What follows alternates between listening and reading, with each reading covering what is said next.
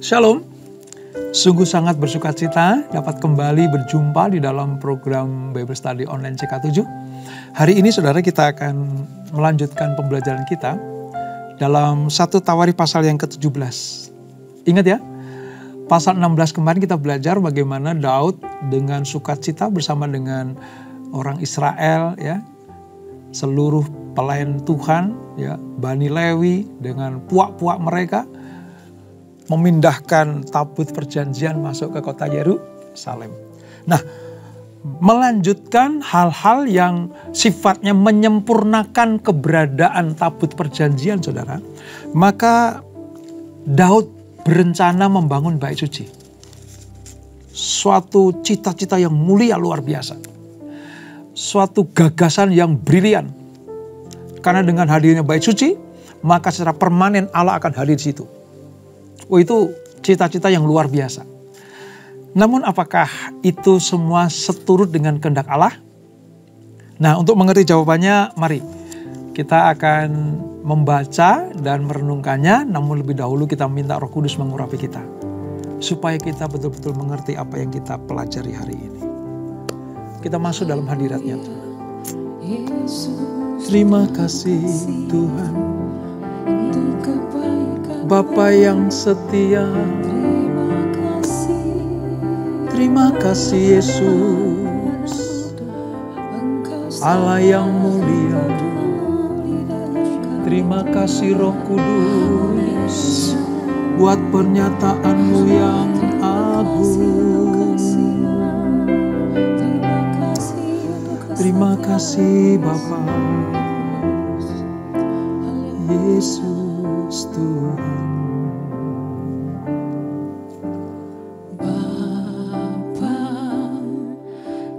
Setia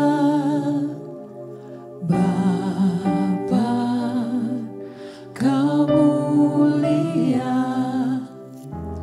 tenanglah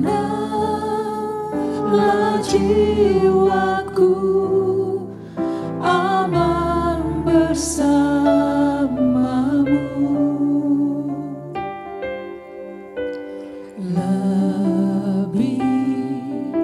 Dari harta Kaulah segalanya, tenanglah jiwaku dalam hadirat-Mu. Kau tunjukkan kasih setiamu,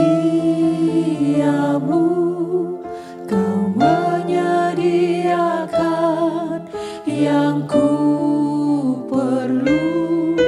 Kau setia, Kau mulia, dulu, sekarang, dan selamanya.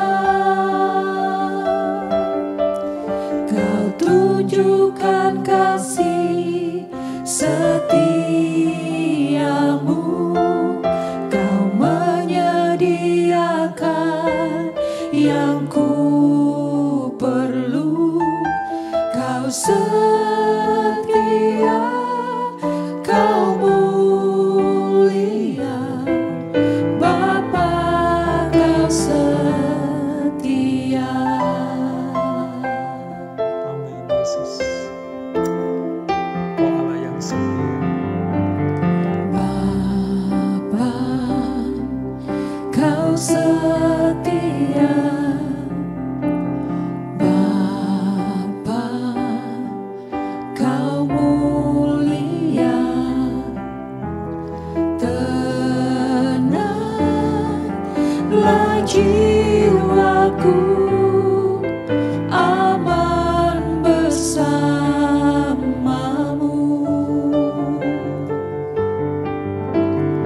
Lebih dari harta Kaulah segalanya, tenanglah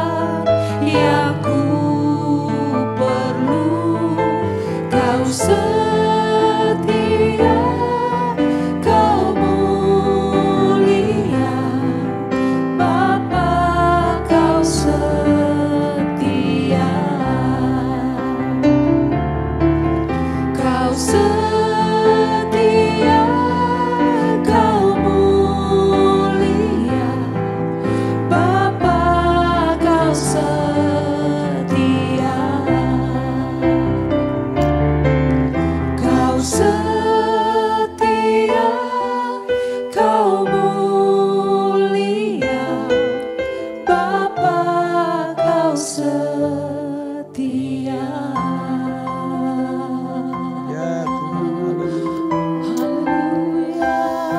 Kau yang menunjukkan kasih setia-Mu. Kau yang tidak pernah meninggalkan kami anak-anak. Itulah bentuk kesetiaan-Mu. Itulah kesetiaan-Mu buat kami. Terima kasih Tuhan. Ralarabaya, ralarabaya, ralarabaya, ralarabaya.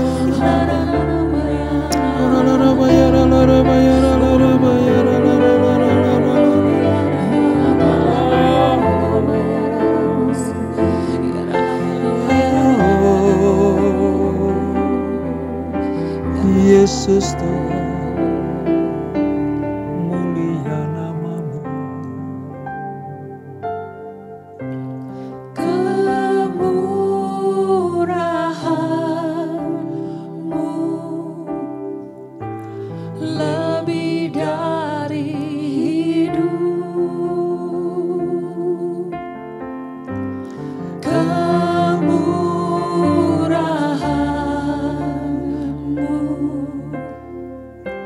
lebih dari hidup. Bahwa lidahku memuji Engkau.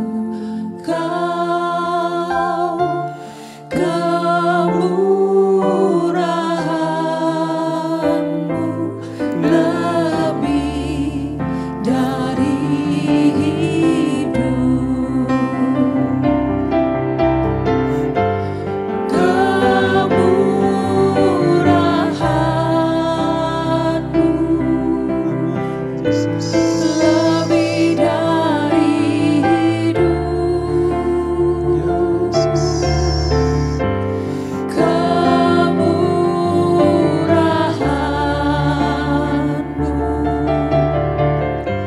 lebih dari hidup. Bahwa lidahku memuji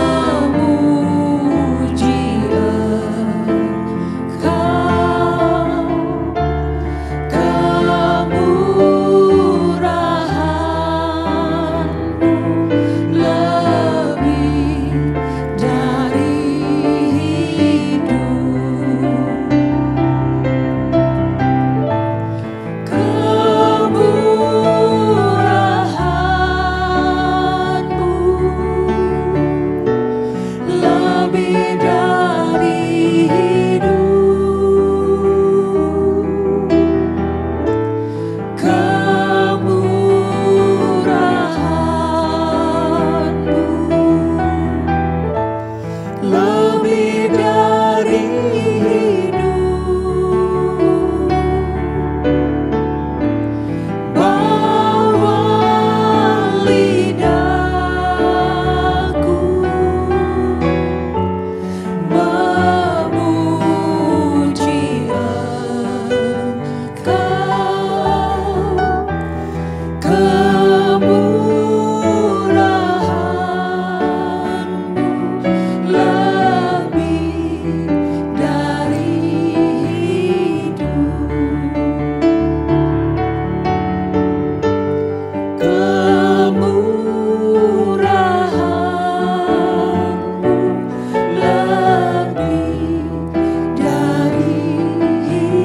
hidup. Kemurahan-Mu lebih dari hidup. Sungguh kami akui Tuhan, bahwa tanpa Engkau kami tidak akan ada seperti kami ada saat ini. Semua oleh karena anugerah dan kemurahan-Mu. sebab anugerah dan kemurahan-Mu melebihi kehidupan kami hari ini. Terima kasih Tuhan Yesus, terima kasih Allah Bapa, terima kasih Roh Kudus untuk hadirat-Mu yang membuat kami semakin mengenal, merasakan betapa setianya Tuhan dalam hidup kami. Kami akan melanjutkan pembelajaran kami, urapi kami. Ajar kami mengerti seperti apa yang Tuhan maksudkan. Supaya kami tidak salah melangkah. Firman ini sungguh sangat memberkati kami. Terpuji nama-Mu kekal selama-lamanya. Di dalam nama Yesus. Mari yang siap belajar firman Tuhan, sama-sama kita katakan amin. Saudara, kita akan membaca dari 1 Tawarikh pasal yang ke-17, 17, maaf. 1 Tawarikh pasal 17 itu di Perjanjian Lama halaman sekitar 447. Nah saudara, ada satu perikop yang luar biasa, yaitu janji mengenai bait suci yang akan didirikan oleh Salomo. Janji ini diucapkan Tuhan kepada Daud. Ingat, Daud punya kerinduan supaya Allah hadir secara permanen, secara khusus, secara nyata begitu ya, di dalam kehidupan bangsa Israel.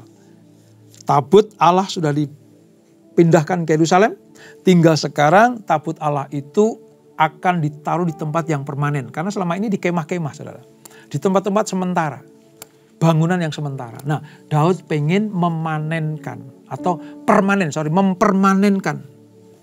tempat ini supaya tabut Allah selalu ada di situ. Nah, kerinduan Daud luar biasa, cita-cita Daud yang sangat luar biasa. Tuhan senang tentunya, tetapi Tuhan punya rencana yang lain. Tuhan punya kehendak yang lain. Nah, seperti apa kehendaknya? Mari kita baca ayat 1 sampai dengan ayat yang ke-15. Demikian firman Tuhan. Setelah Daud menetap di rumahnya, berkatalah ia kepada Nabi Natan, "Lihatlah, aku ini diam dalam rumah dari kayu aras. Padahal tabut perjanjian Tuhan itu ada di bawah tenda-tenda." Lalu berkatalah Natan kepada Daud, "Lakukanlah segala sesuatu yang dikandung hatimu, sebab Allah menyertai engkau." Tetapi pada malam itu juga datanglah firman Allah kepada Natan demikian, "Pergilah, katakanlah kepada hambaku Daud, beginilah firman Tuhan, bukanlah engkau yang akan mendirikan rumah bagiku untuk didiami. Aku tidak pernah diam dalam rumah sejak aku menuntun orang Israel keluar sampai hari ini. Tapi aku mengembara dari kemah ke kemah dan dari kediaman ke kediaman. Selama aku mengembara bersama-sama seluruh orang Israel, pernahkah aku mengucapkan firman kepada salah seorang hakim orang Israel yang kuperintahkan menggembalakan umatku demikian? Mengapa kamu tidak mendirikan bagiku rumah dari kayu aras? Oleh sebab itu beginilah kau katakan kepada hambaku Daud. Beginilah firman Tuhan semesta alam. Akulah yang mengambil engkau dari padang, ketika engkau menggiring kambing domba, untuk menjadi raja atas umatku Israel. Aku telah menyertai engkau di segala tempat yang kau jalani, dan telah melenyapkan segala musuhmu dari depanmu. Aku akan membuat namamu seperti nama orang-orang besar yang ada di bumi. Aku akan menentukan tempat bagi umatku Israel dan akan menanamkannya sehingga ia dapat diam di tempatnya sendiri dengan tidak lagi dikejutkan dan tidak pula ditekan oleh orang-orang lalim seperti dahulu. Sejak aku mengangkat hakim-hakim atas umatku Israel, aku akan menundukkan segala musuhmu. Juga aku memberitahukan kepadamu, Tuhan akan membangun suatu keturunan bagimu. Coba garis bawah ini. Tuhan akan membangun suatu keturunan bagimu. Apabila umurmu sudah genap untuk pergi mengikuti nenek moyangmu, maka aku akan membangkitkan keturunanmu yang kemudian, salah seorang anakmu sendiri, dan aku akan mengokohkan kerajaannya. Dialah yang akan mendirikan rumah bagiku, dan aku akan mengokohkan tahtanya untuk selama-lamanya.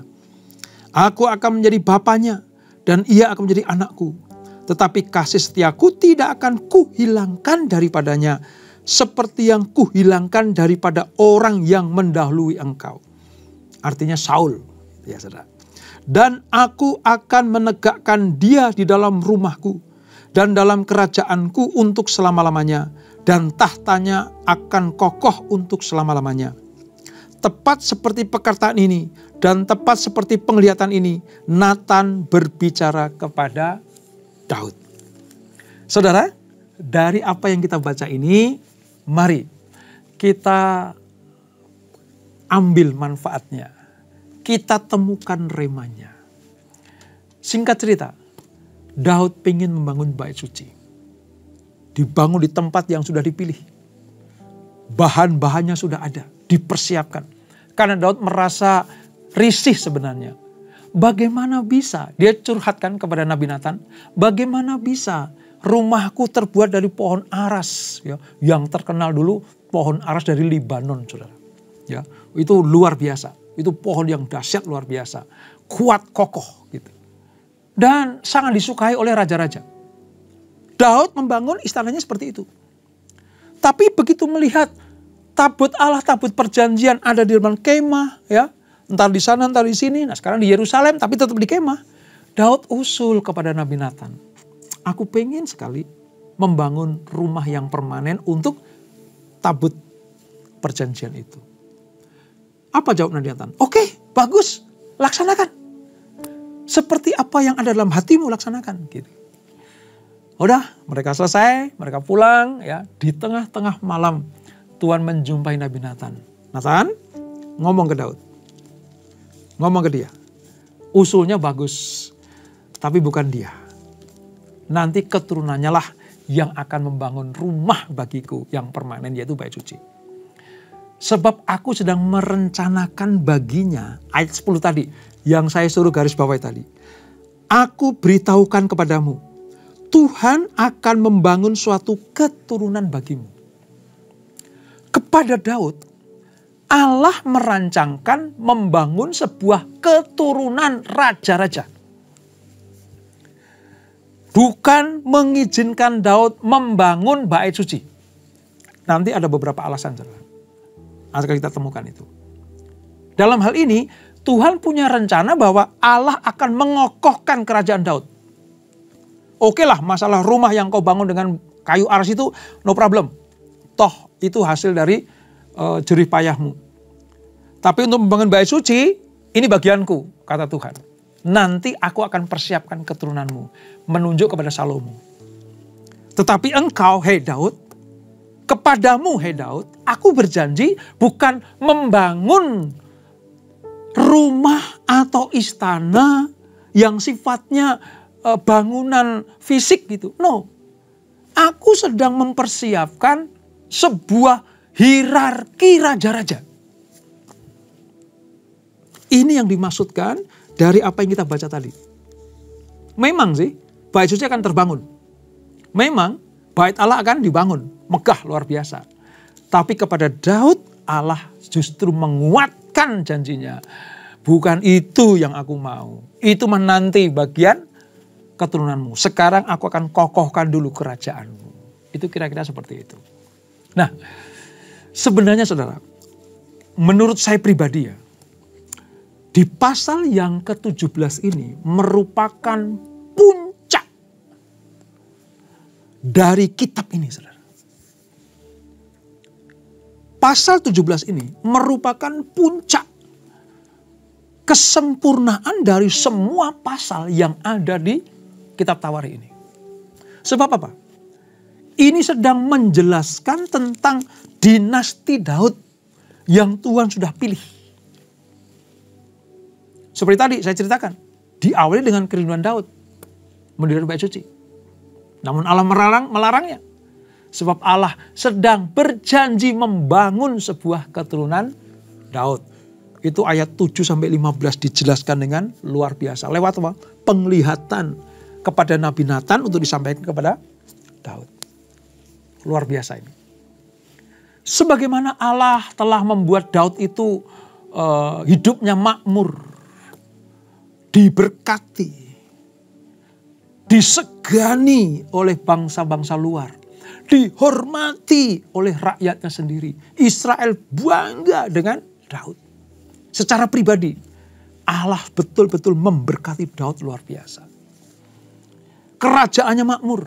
Wow, siapa yang gak kenal Israel? Raja-raja mana yang tidak takluk pada Israel sejak zaman Daud memerintah? Bukan hanya masalah itu saja. Allah sedang menyediakan berkat masa depan bagi Daud. Keturunan Daud nanti namanya Salomo akan semakin mengharumkan kerajaan itu. Lepas dari segala kesalahan dan dosanya. Sebab nanti pada puncaknya Allah mengizinkan bait suci terbangun, dibangun, didirikan di Yerusalem. Oleh siapa? Memang bukan dari tangan Daud, tapi keturunannya. Mendengar hal itu, wah Daud itu bersukacita. Karena ayat berikutnya, ayat 16 sampai 27 itu menceritakan doa syukur Daud. Ya. Daud mengakui, aku itu bukan siapa-siapa, aku itu orang hina papa. Tapi engkau yang memilih aku sampai sedemikian engkau mendandani aku. Sampai sedemikian engkau memberkati aku, mencurahkan kemakmuran, ketenaran. Aku disejajarkan dengan raja-raja yang lain. Gitu. Daud menerima dengan lapang dada. Dia tidak diizinkan membangun bait suci. Salomo nanti yang akan membangun bait suci. Itu pada rencana Allah jangka pendeknya kepada Daud. Jangka pendeknya itu membangun dinasti kerajaan Daud dan mengizinkan bait suci terbangun di Yerusalem. Itu jangka pendeknya. Jangka panjangnya, saudara. Firman Allah ini datang kepada Daud karena begini.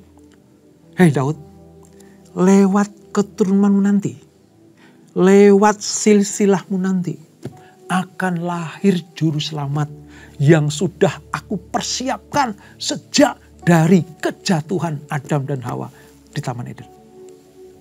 Menunjuk kepada siapa? Yesus Kristus, keturunan Daud. Setiap Natal kita menyanyikan Yesus anak Daud. Itu. Ini akan memadukan di dalam diri pribadi Allah. Yesus Kristus akan memanifestasikan ya anak manusia tapi ya anak Allah. Lewat 1 Tawarikh 17 ini kita bisa melihat bagaimana Tuhan punya rencana jangka panjang terhadap Daud dan keturunannya, akan melahirkan Mesias, orang yang diurapi, ya, yang diurapi itu untuk menjadi juru selamat bagi umat manusia di atas muka bumi ini. Untuk selama-lamanya juru selamat akan ada. Terhadap janji Allah, keputusan Allah, Daud tidak bersedih, Daud tidak berduka, tapi dia bersukacita. Ya. Kemudian Daud larut di dalam apa? Puji-pujian kepada Allah. Karena kasih karunia-Nya yang menakjubkan itu. Mengapa saya katakan menakjubkan, saudara? Karena Allah itu betul-betul mengasihi Daud, memilih Daud, bangga kepada Daud, ya, suka sekali dengan Daud. Dia sedang melakukan tugasnya pada zamannya. Sekalipun Daud ditolak membangun bait suci oleh Allah, tetapi Daud tetap mengucap syukur. Ya, tetap mengucap syukur. Kenapa? Karena keturunannya lah yang akan melanjutkan rencananya ini.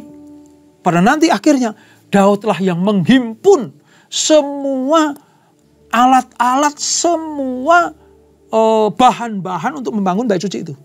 Salomo sedang menjatuhkan. Eksekusinya itu Salomo. Tapi rancangan, rencana, kerinduan dimulai dari Daud. Wah, luar biasa. Daud sudah merasakan kebaikan Tuhan yang dialami sepanjang kehidupannya. Dikatakan ya, dari penggembala domba menjadi raja Israel itu kan nggak mudah, saudara. Itu kan suatu yang spektakuler. Ya. Udah begitu, keturunannya akan diberkati pula. Itulah sebabnya mengapa untuk membalas kasih sayang Tuhan yang ada di pikiran Daud cuma satu tuh. Gimana Tuhan disenangkan, gimana Tuhan disukakan, gimana Tuhan bangga. Gimana Tuhan mengambil keputusan bahwa tidak salah memilih aku, gitu. Itu yang ada di pikiran Daud. Makanya saya bisa merasakan bagaimana pikiran Tuhan juga. Wah, manusia seperti ini nih, yang harus menjadi teladan bagi raja-raja Israel. Manusia seperti inilah yang ditolak ukur raja Israel. Kalau hidupnya sama seperti Daud, maka Tuhan akan berkati, berikan kemakmuran, kejayaan. Tapi sayang nanti ya saudara, raja-raja Israel, baik yang di utara, 10 suku maupun yang 2 di selatan, 99% jahat di mata Tuhan.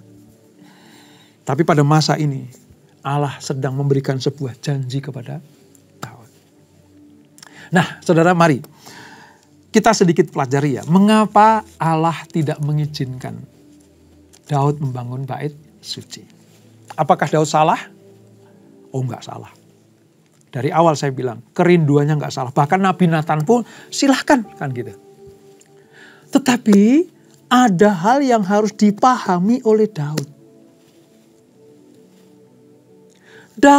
Tuhan tidak pernah meminta untuk ditempatkan di suatu tempat yang permanen. Dulu Allah sendiri yang ngomong loh saudara.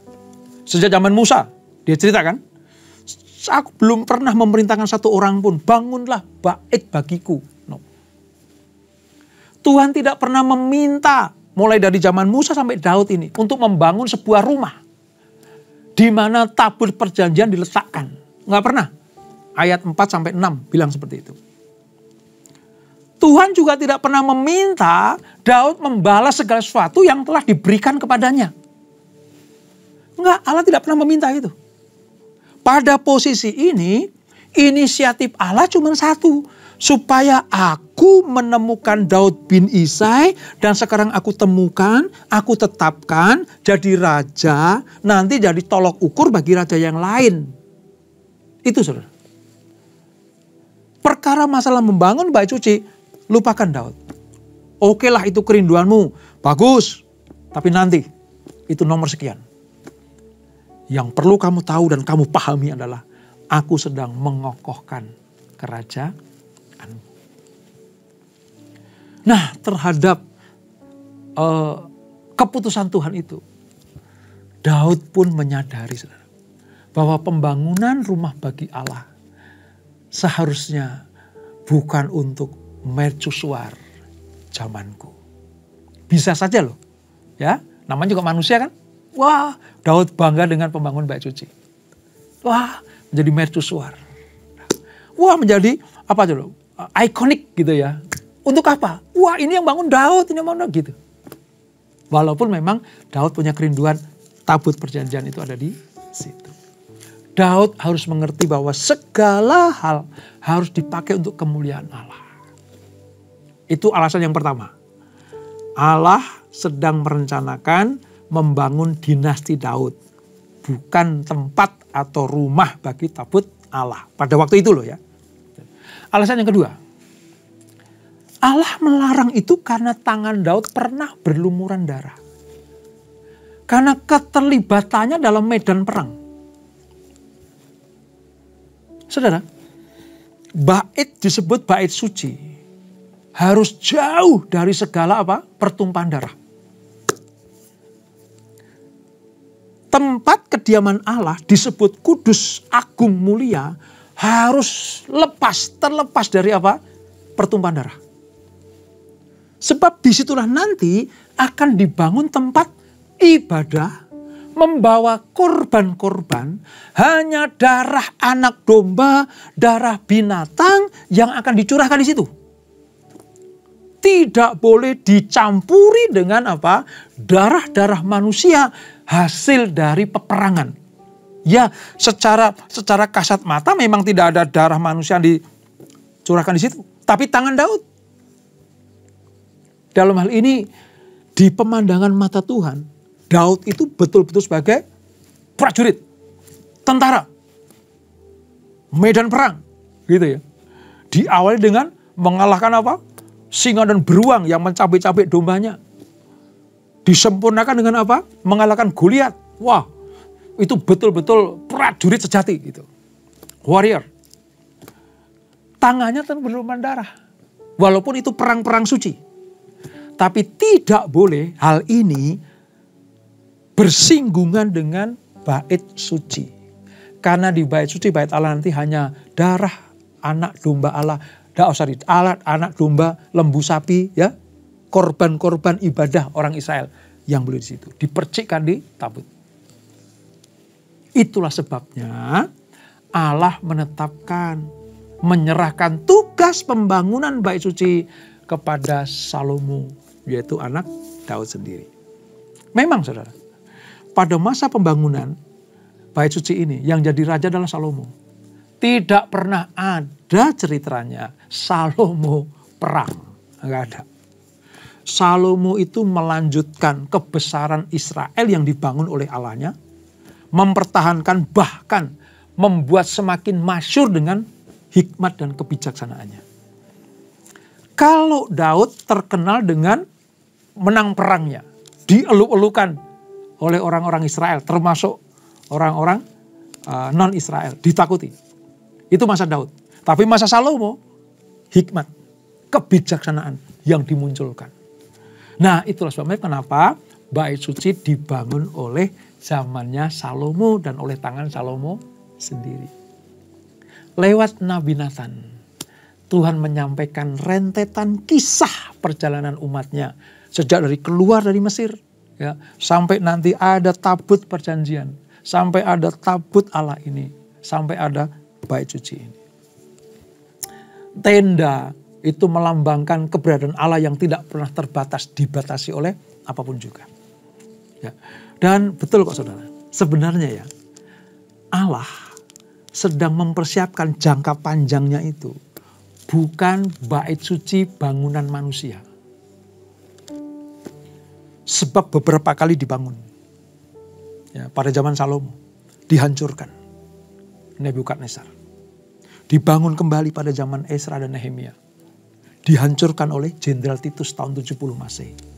Sampai sekarang sudah tidak ada lagi bait suci. Bangunannya sudah tidak ada. Kenapa? Karena jangka panjangnya. Ingat ya pelajaran itu ya. Jangka panjang Allah memilih Daud dan keturunan Allah melahirkan Mesias, Yesus Kristus, yang adalah bait Allah itu sendiri. Yesus pernah berkata, rombak bait Allah dalam waktu 3 hari, aku akan bangun kembali. Itu menunjuk kepada dirinya sendiri. Ayo, tangkap aku. Ya, rajam aku, siksa aku, salibkan aku. Ya, aku akan mati. Tapi dalam waktu 3 hari, aku akan bangun kembali bait suci yang kekal itu. Dan sekarang Paulus menjelaskannya. Tidak tahukah bahwa tubuhmu adalah bait Allah? Jadi ternyata lewat pembelajaran di 1 Tawarikh pasal yang ke-17 ini kita mengerti sekarang. Allah lebih menyukai bait sucinya itu ada atau tinggal di dalam diri anak-anaknya. Bukan di bangunan space itu. Bukan di tembok yang bisa diraba oleh tangan itu. Tapi bait Allah ada dalam hidup kita. Wah, saya bisa membayangkan bagaimana Daud punya pencerahan ini, saudara. Pantesan Daud gak ngambek ya. Pantesan Daud gak ngamuk ya. Pantesan Daud gak kecewa ya. Gak putus asa ya. Dilarang bangun bait suci, tapi Daud bersyukur. Kenapa? Ternyata Allah punya rancangan, punya rencana jangka panjang yang luar biasa. Nanti bait Allah menunjuk kepada kehidupan atau tubuh anak-anaknya. Umat kepercayaannya. Yang dalam hal ini saudara dan saya. Roma 12 bilang gini, persembahkanlah tubuhmu sebagai persembahan yang hidup. Itu artinya beri kesempatan Allah untuk membangun baitnya di dalam hidup kita ini. Supaya apa? Supaya hidup kita semakin berkenan kepada Tuhan. Semakin menyenangkan hati Tuhan. Dan dipakai bagi hormat kemuliaan nama Tuhan. Wow. Saudara, mengerti ya sekarang? Mengapa kita perlu membaca kitab Tawarikh ini? Makanya jangan bosan-bosan ya. Saya salut kepada rekan-rekan yang masuk dalam GBA ya. Ya, itu membaca terus-menerus ya dan tidak bosan-bosan. Nah, saya berharap juga kita tidak bosan-bosan belajar. Karena dengan belajar kita mengerti, oh ini tuh maksudnya. Oh ini tuh hubungannya Di perjanjian lama dengan perjanjian baru. Oh ini toh, mengapa dituliskan seperti ini? Supaya apa? Rencana Allah terhadap pribadi kita digenapi. Dan rencana Allah buat semua manusia juga diberkati. Kita diselamatkan, semua orang diselamatkan.